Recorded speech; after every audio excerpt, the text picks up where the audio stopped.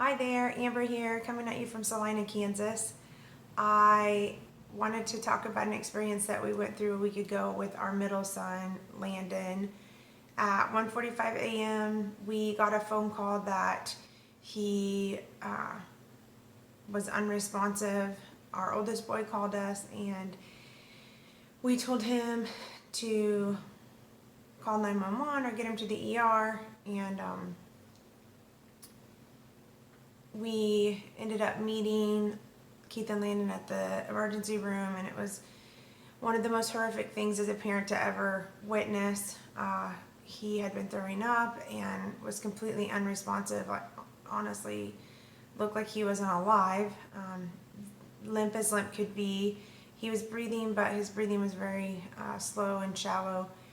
They had to do a sternum rub. They had to give him medicine to speed up his heart a couple times because his blood pressure was so low. Lots of IV fluids.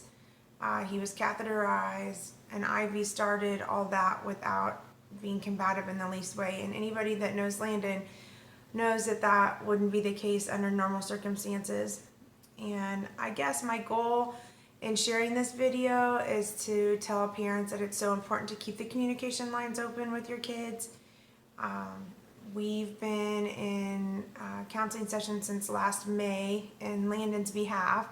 He's kind of been our limit pusher, and he's a great kid, and I wholeheartedly believe that he'll be something great in this life. But my husband had talked to his close friend who actually called Landon that night and said, listen, dude, I know you guys are gonna be experimental and do crazy things, and you're young, and my only request is that you guys look out for each other.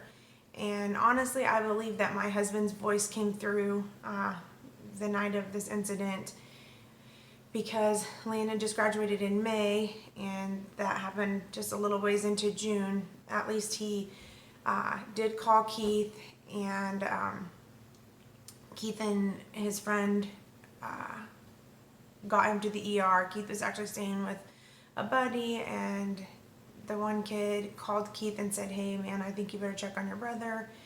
And we told Keith that we would meet him at the ER, and it was a very scary thing for all of our family to see, our younger siblings. And we went into an emergency family counseling session the next day, and I'm still overcoming it. It's a whirlwind of emotions. Like, to think that we could have been planning his funeral is pretty scary thought.